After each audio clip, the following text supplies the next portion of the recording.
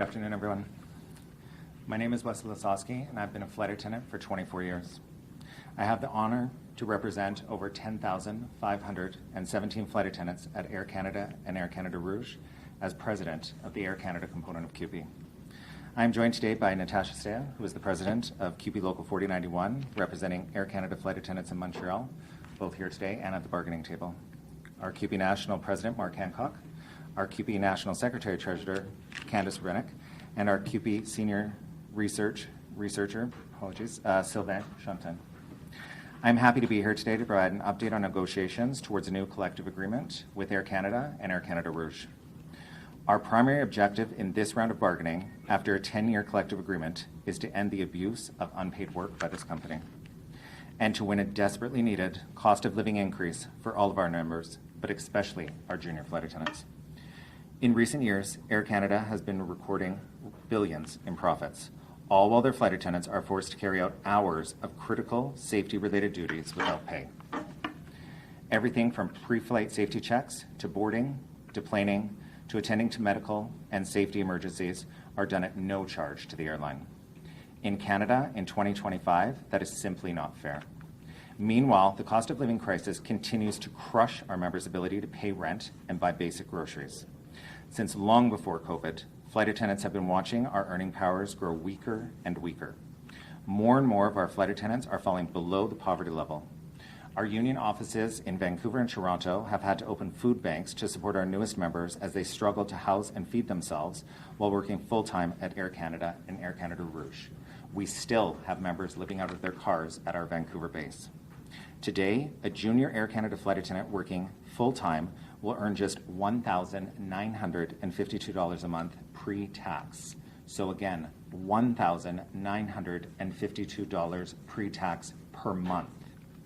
For comparison, someone working full-time at federal minimum wage will earn $2,840. We believe our flight attendants deserve a wage they can live with and to change this industry into a career. We believe our flight attendants deserve to be paid while they're on the job, doing vital safety work for Air Canada. It is deeply disappointing to see that Air Canada does not agree. Their best offer to date at 8% would still put the junior flight attendants at $2,108 per month. This is still over $700 per month below minimum wage. Our proposals have been evidence-based, factual, and more than fair. Sadly, Air Canada has been absent from the bargaining table since Tuesday evening as the clock ticks down towards their lockout deadline of 1:30 a.m. Saturday. We, however, have never left the bargaining table. We have and will remain ready to hear the company's response to our latest offer. But instead of staying at the table, the company has called on the federal government to intervene on their behalf, to interfere with negotiations by taking away our members' charter right to free and fair collective bargaining. Over the past few years, we have engaged with all parties in Ottawa. Every party has expressed support for our effort to end unpaid work, except the governing Liberal Party. The government has been clear. Their option is that unpaid work is a matter for the negotiation table. The government cannot change positions now and intervene on Air Canada's behalf to force us to work for free and crush our members' chartered rights. I want to take a moment to speak to our passengers. We are heartbroken that Air Canada is forcing us to go on strike just so we can earn the right to be paid for our time at work, a right that all Canadians take for granted except for flight attendants. We know how much travel means to our passengers, and we want to be there to welcome you on your next trip. We do not want to strike, and we do not want to be locked out. We love our jobs. We would much rather be flying, but in order to get there, Air Canada, you need to return to the table. We thank you very much, and we'll entertain any questions at this time. Leslie, Jimmy Stratton with the CBC. I guess one question on the negotiations itself, and a follow-up, if you will. There seems to have been a lot of back and forth about, this offer was presented, we never got this offer, someone's at the table, the other side's not at the table. What has actually happened? Has your union received an offer. Could you outline what that offer was? Are you talking about the 38% number that's out there? So excellent question. So during bargaining, we've gone back and forth with proposals. And so through those proposals that we've agreed to have been building a package that we, along with the company as well, wanted to present to our membership for ratification. Air Canada walked away when we entertained wages, unpaid work, and very minor other detailed items. So those two big items seem to be the catalyst that has created them to walk away. We went to them with a wage proposal. We came back and reviewed that wage proposal and went back.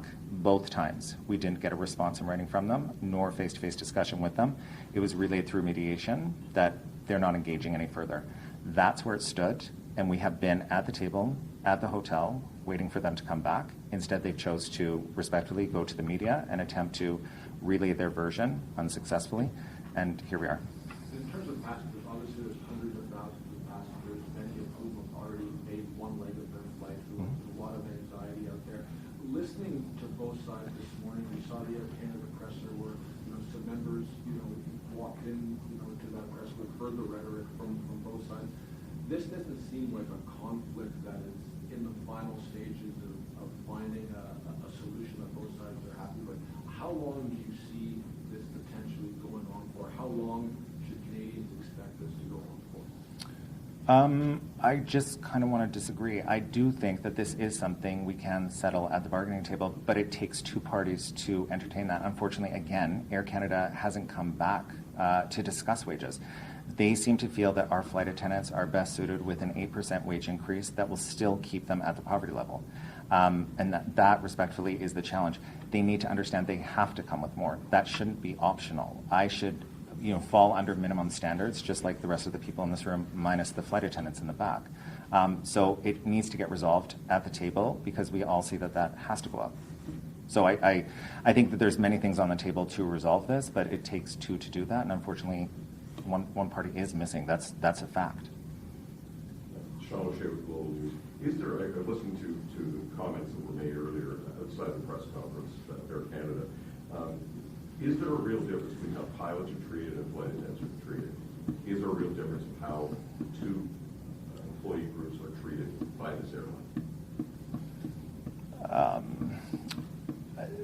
I think there is a difference. I think it's a male-dominated workforce. I think they're pilots, and then we look at the female-dominated workforce of the flight attendants. It typically feels that we are second class in how we're treated with basic things like past travel, wage compensation, all that kind of stuff. So I think it's apparent that there is a difference. Where that line's drawn, I'm not sure. Je veux juste rebondir sur les 38% que la direction a dit. La direction dit on a présenté 38% de compensation, ça a été présenté à la table de négociation. Plutôt, vous disiez de votre côté que vous n'avez pas eu vent de ce 38%-là. Donc, est-ce que vous pouvez nous démêler tout ça? Qui dit vrai? Qui dit... Comme Wesley disait, on a parlé de certains items et propositions qui ont été réglées. Ces propositions-là ont un montant monétaire attaché à ces montants, à ces propositions-là. L'employeur, à place d'être clair et dire que ces propositions-là qui ont été réglées valent, on va dire, 20%, 25%, 30%, ils mettent un chiffre global pour dire qu'ils nous ont proposé, on entend 38, on entend 32. Le point qu'on essaie de partager à tout le monde, c'est qu'il n'y a jamais eu un 30% qui a été présenté, c'est 8% qui a été proposé. À vrai dire, il y a eu un 6%, puis ils l'ont monté à 8%. Le problème avec nous, c'est qu'on ne peut pas accepter 8% comme un montant qui est équitable. Parce que non seulement le coût de la vie a monté de 9%, mais on part tellement en arrière des salaires qui sont sous le seuil de pauvreté. Je ne crois pas qu'on essaie d'être déraisonnable dans nos propos quand on essaie de négocier avec l'employeur. L'employeur disait aussi que dans ces 38%-là, ça comprenait les heures non payées qui parlait même d'heures qu'elle allait payer, qu'un salaire qu'elle allait verser. Est-ce que ça répond vraiment? Malheureusement, non, parce que l'offre qui a été présentée de la part de l'employeur inclut des minutes, mais pas toutes les minutes.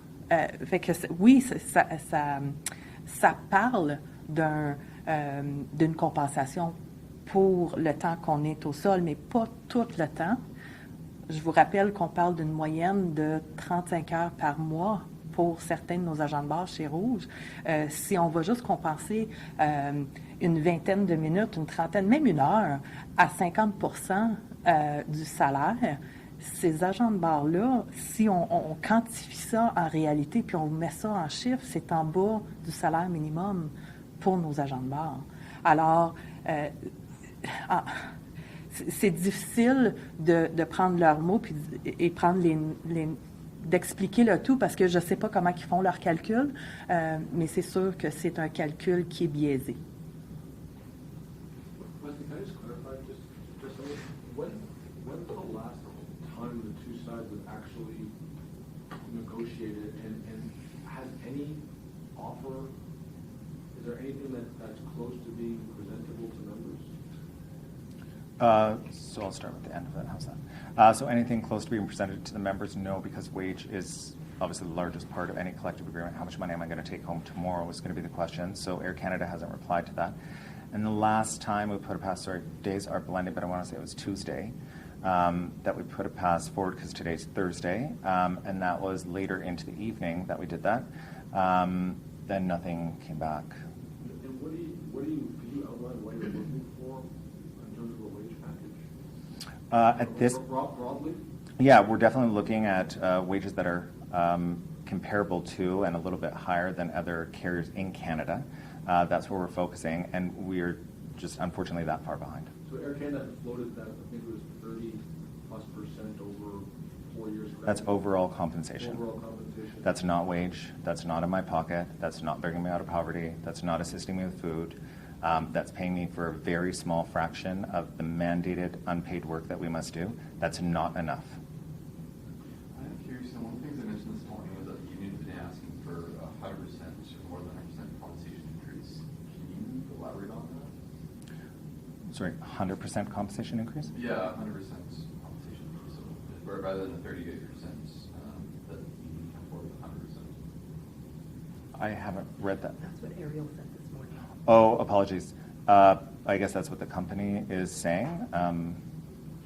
I'm assuming that's global compensation, and that's the big number. And she's probably going back to the original package, the original pass on every single item. That's the only thing I can assume, but I'm not sure. It's certainly not in wages. I think so. What's your ideal? I know you said like as far as kind of comparable with others in the industry, but is there a percentage that you have versus the 8%, 17.2%?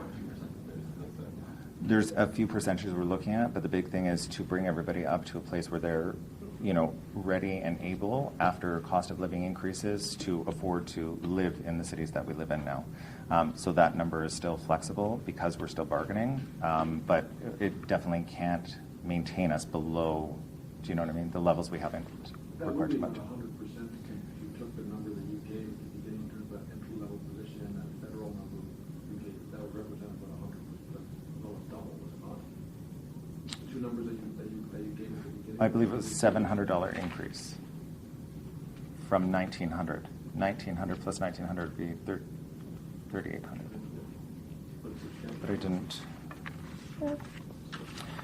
So 1952 is what it is now. Sorry, and the entry-level wage would be $2,840 a month for the federal minimum wage. But no, we're not asking for increases that high. No. You're not.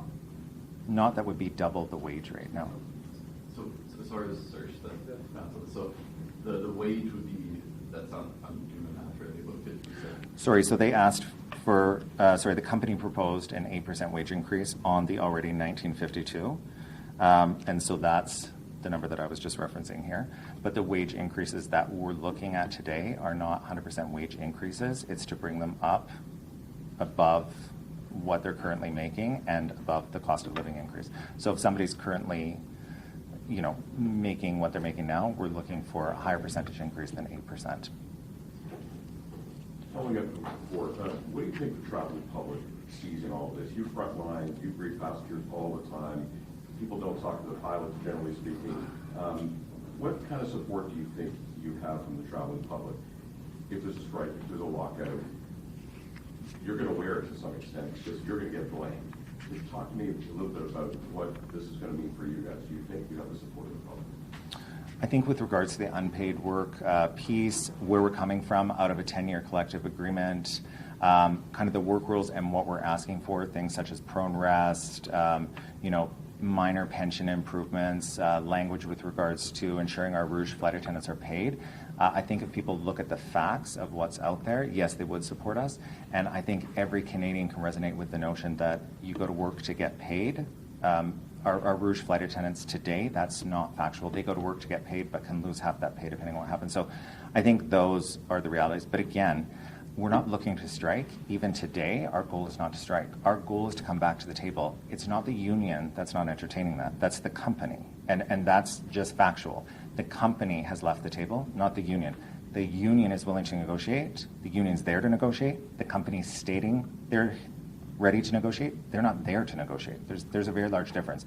So I appreciate the blame would fall to us because it's a strike, but it's the company that's abandoned the process. It's certainly not the union. To the broader union, what kind of broader union support is going to be for the flight attendants here? Because CUPE is a big union,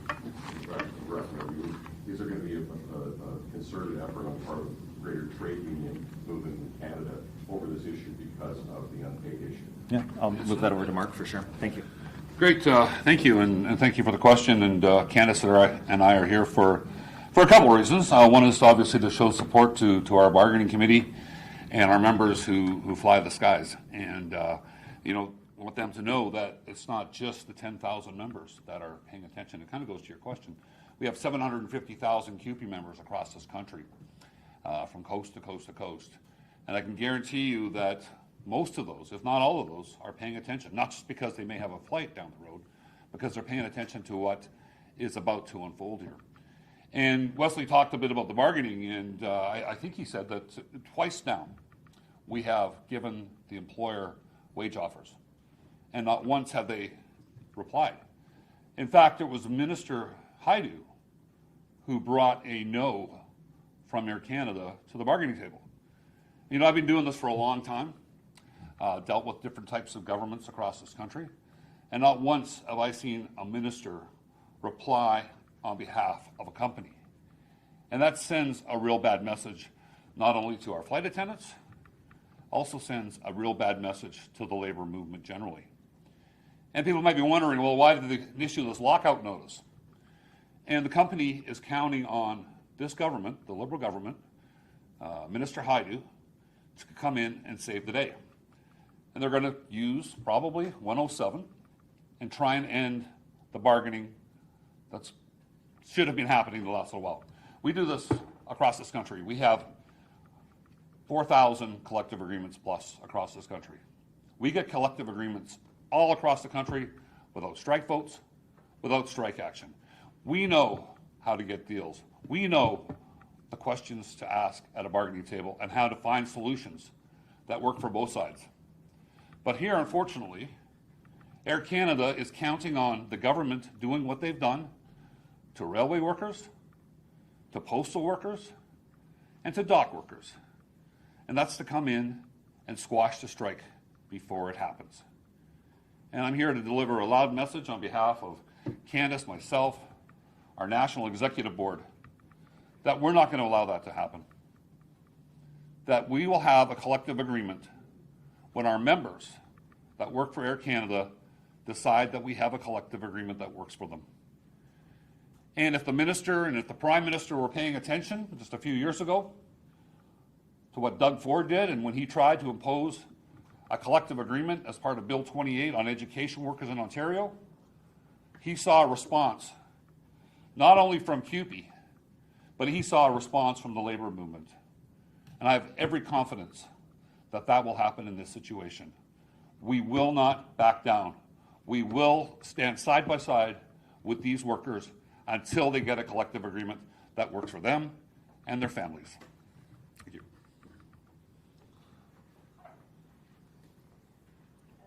I really have a question, but if you connaissez le French, on